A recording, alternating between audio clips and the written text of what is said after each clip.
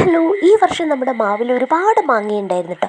അങ്ങനെ നമ്മുടെ അവസാനത്തെ മാങ്ങയും കൂടി നമ്മൾ അടിച്ചു താഴെ ഇട്ടു കേട്ടോ. അങ്ങനെ ഞാനിതാ നമ്മുടെ മാങ്ങ എടുത്തിട്ട് ഇതാ എല്ലാം കൂടി താഴെ ഇട്ടു. കാരണം മഴ വന്നാൽ ഈ മാങ്ങ നമുക്ക് ഒന്നിനും പറ്റി.